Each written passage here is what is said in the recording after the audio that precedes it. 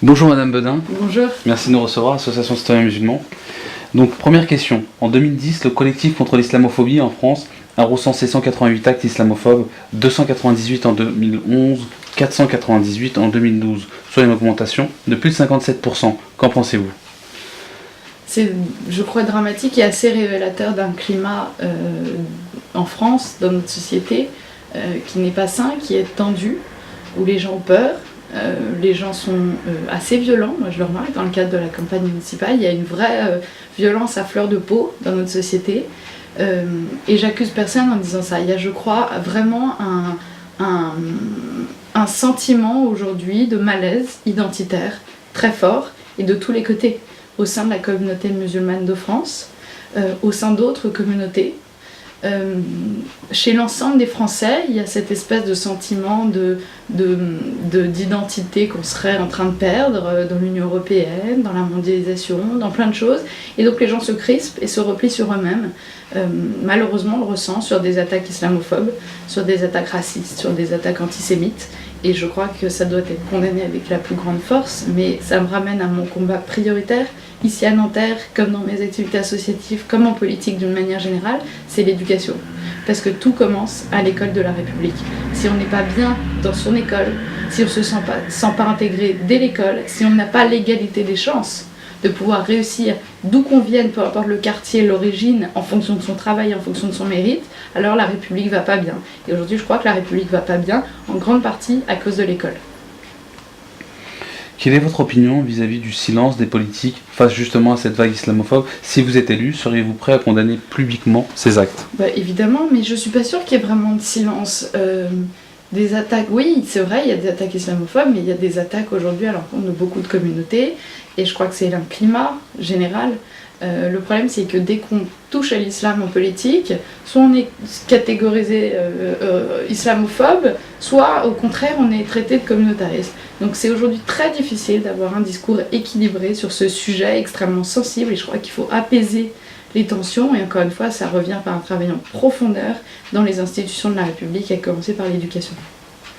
Monsieur Jean Bobreau parle de laïcité falsifiée, Madame Chiari parle de laïcité travestie, utilisée comme instrument de stigmatisation de millions de musulmans. Comment définissez-vous la laïcité ? Que signifie pour vous garantir le libre exercice public du culte dans la ville de Nanterre, par exemple ? C'est très concret pour moi. D'abord, c'est vrai que la laïcité, c'est utilisé à toutes les sauces. La laïcité, pour moi, c'est deux choses. C'est la neutralité dans l'espace public comme l'école, de la part des agents de la fonction publique, et dans un espace qu'on considère comme assez sanctuarisé, qu'est l'école de la République. On ne doit pas afficher ses opinions politiques, religieuses ou autres trop fortement. C'est la neutralité. Et le deuxième principe fondamental qu'on oublie trop souvent, c'est la liberté de croire.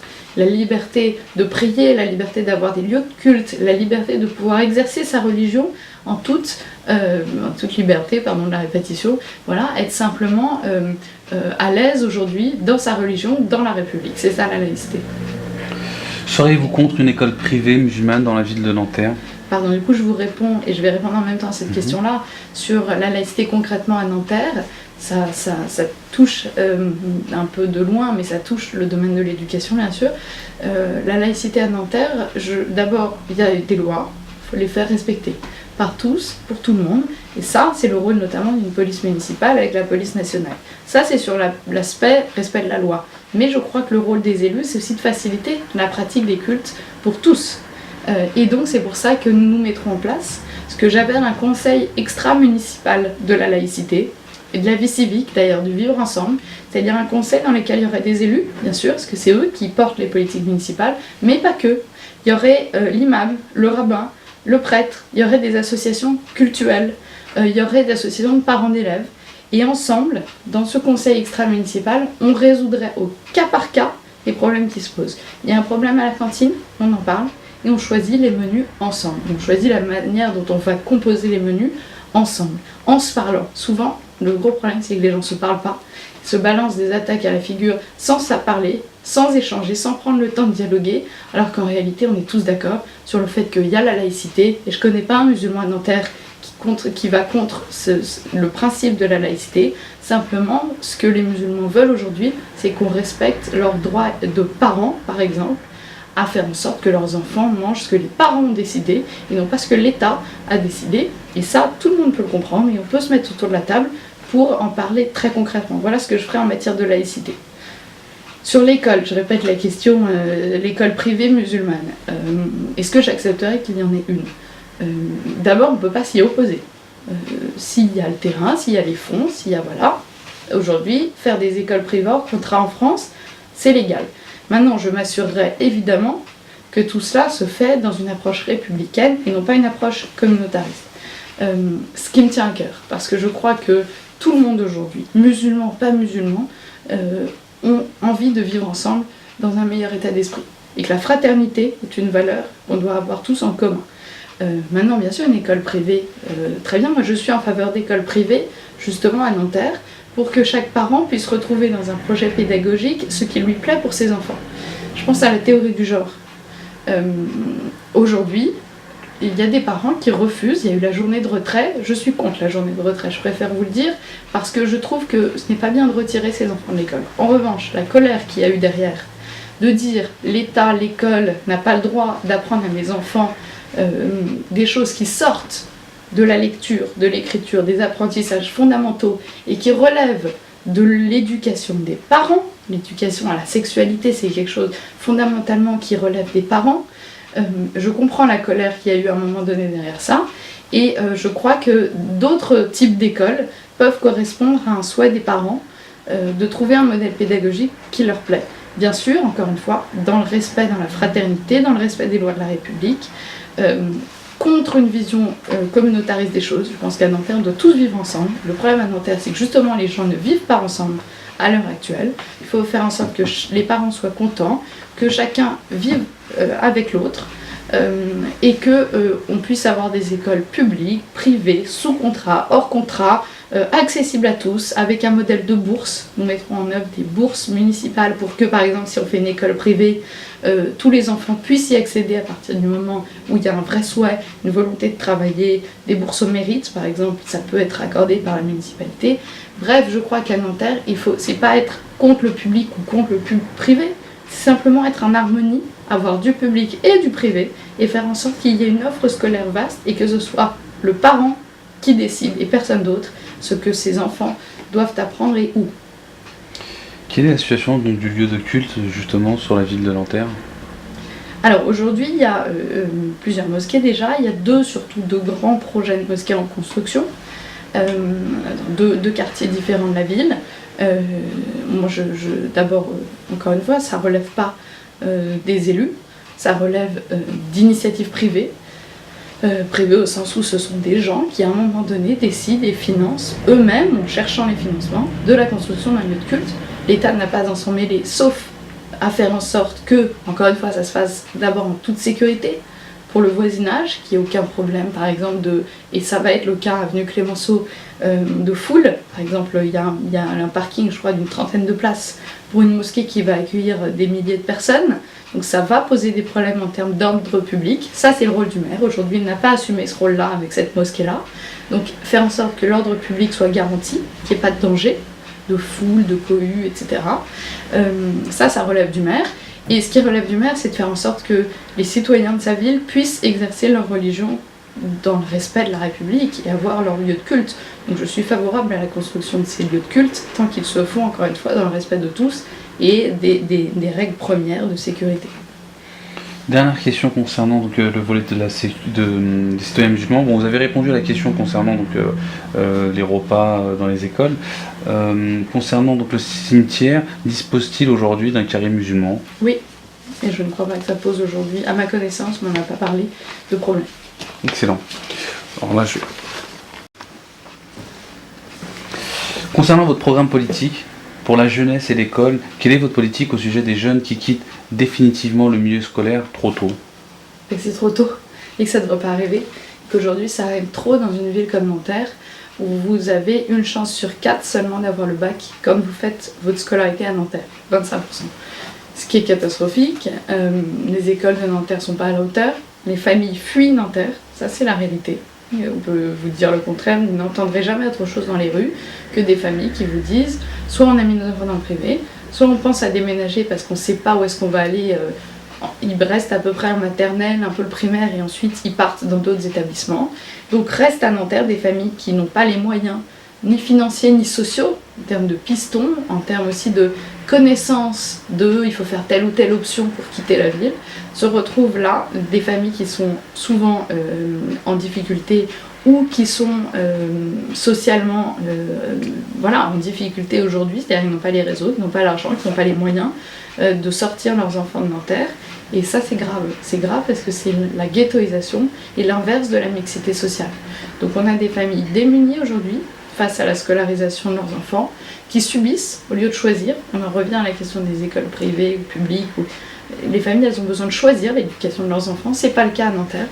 Et avec des enfants qui du coup ne choisissent pas leur avenir, parce que très tôt, on leur impose un parcours qui n'est souvent pas celui qu'ils veulent faire. Je le sais parce que j'ai fondé 2 associations de soutien scolaire où on aidait les collégiens et les lycéens dans une de ces 2 associations à construire leur CV, leurs entretiens de motivation pour chercher des stages, des jobs d'été, le stage de 3e, etc. Aller vers le milieu de l'emploi. Et on se rend compte qu'on a des jeunes qui ont énormément de talent et qui sont perdus parce que personne ne leur a jamais dit, mais accroche-toi, tu vaux mieux, tu peux faire autre chose, tu peux faire ce qui te plaît. Voilà ce qu'il faut faire, voilà les conseils, voilà la feuille de route. Personne ne les prend par la main pour leur dire ça. Et donc on a des enfants qui sont malheureusement laissés un peu à l'abandon dans les écoles à Nanterre. Donc nous, c'est le premier volet, c'est notre priorité. Ce qu'on souhaite faire, c'est du soutien scolaire individualisé dès le plus jeune âge. C'est mettre tous les moyens dans les écoles publiques de Nanterre, avec par exemple des enseignants de langue dès la maternelle, avec des enseignants de sport, des vrais enseignants sportifs qui prennent le relais des instituteurs qui souvent ne savent pas faire correctement le cours de sport parce que c'est juste pas leur métier, et donc les soulager de ce point de vue-là. Un vrai encadrement, de la sécurité dans certains établissements. Moi j'ai entendu des trucs fous dès le plus jeune âge, une vraie violence, ça ne doit pas arriver. Donc de l'encadrement, et puis des activités parascolaires de qualité, où on changerait par exemple tous les 6 mois d'activités scolaires, parce que c'est dès le plus jeune âge que les enfants s'éveillent à plein de choses. Il faut éveiller leur culture, leur curiosité. Ça c'est pour le maternel et le primaire, l'élémentaire. Vous savez que le maire est compétent sur l'école maternelle et élémentaire. Il n'est pas tellement compétent au-delà. Sur le collège et le lycée, c'est le conseil général et le conseil régional, mais il peut agir. Par exemple, s'il veut faire du soutien individualisé au collège, il peut. Ça, c'est dans le domaine scolaire. Surtout, il y a un domaine fondamental pour les décrocheurs, c'est que ceux-là ne soient pas perdus à jamais. C'est-à-dire qu'on les récupère au moins dans un métier, une profession. Moi, je suis en faveur de l'apprentissage. Je suis en faveur qu'on crée des liens avec la défense. On a envie de créer un club de DRH qui serait tous les directeurs des ressources humaines de la Défense et de Nanterre, parce qu'il y a des entreprises à Nanterre, à la Défense et sur les territoires communs aux deux, tous ces gens-là en commun, qui réfléchiraient sur les besoins de leurs entreprises.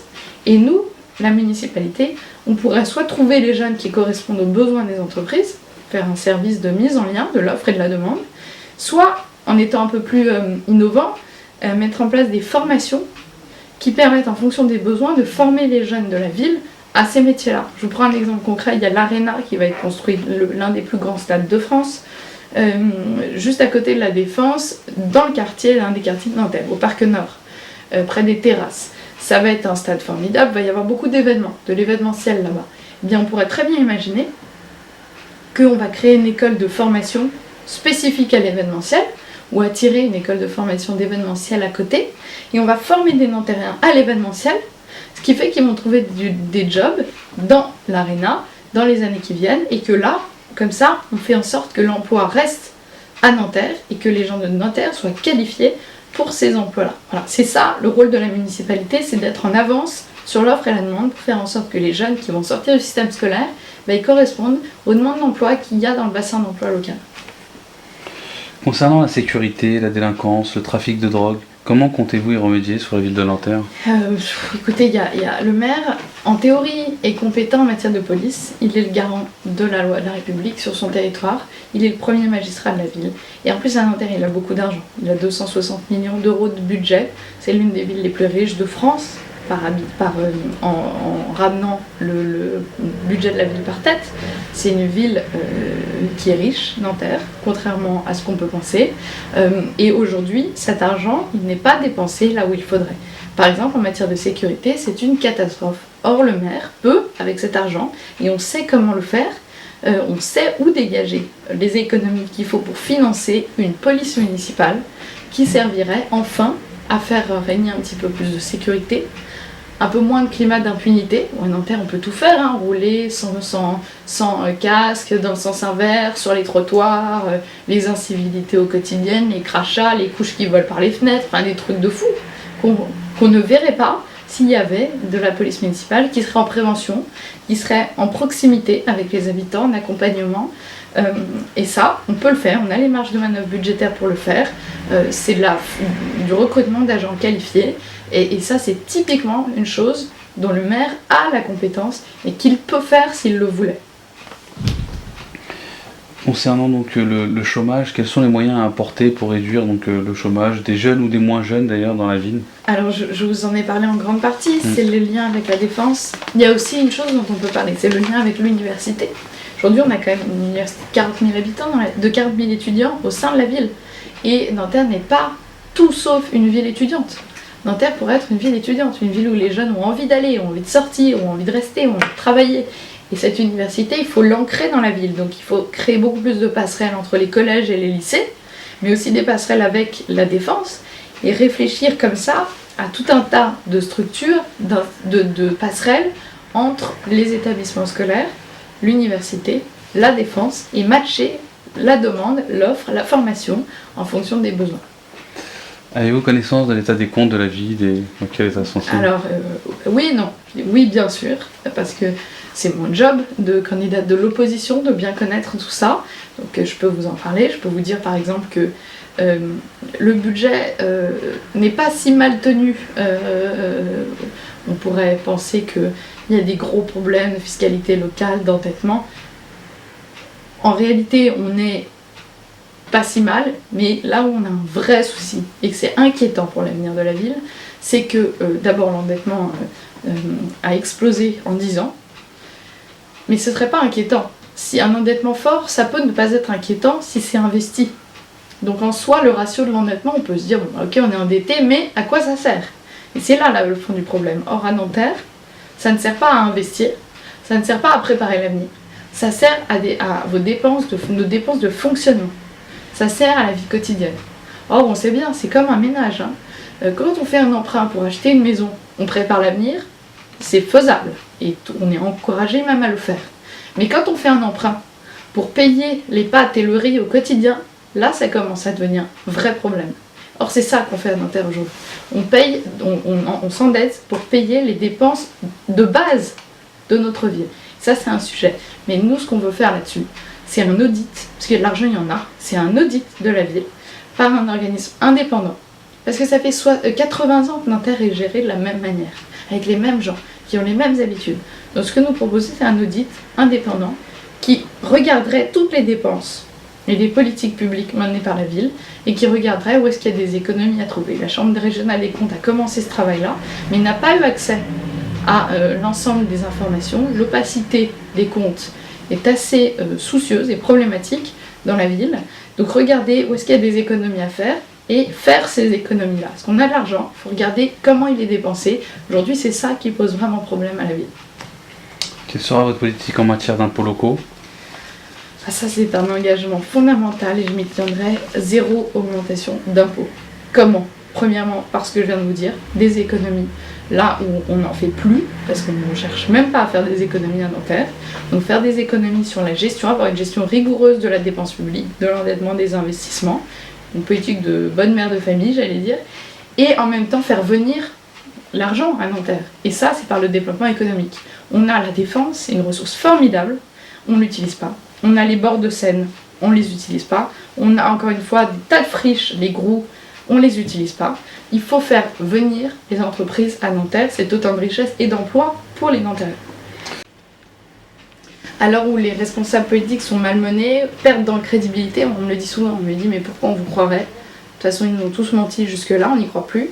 Je crois que c'est important de dire que voilà, moi je suis mariée, maman, salariée d'une entreprise privée, et que la plupart des membres de ma liste, si ce n'est la totalité, vivent du privé, sont des salariés ou des retraités du privé, quelques-uns sont fonctionnaires, mais aucun d'entre nous ne reçoit ni subvention, ni je ne sais quel argent de la part de la sphère politique, ce qui n'est pas le cas des autres listes. Nous sommes la seule liste dans ce cas-là. Je pense que ça amène une vraie crédibilité de notre engagement.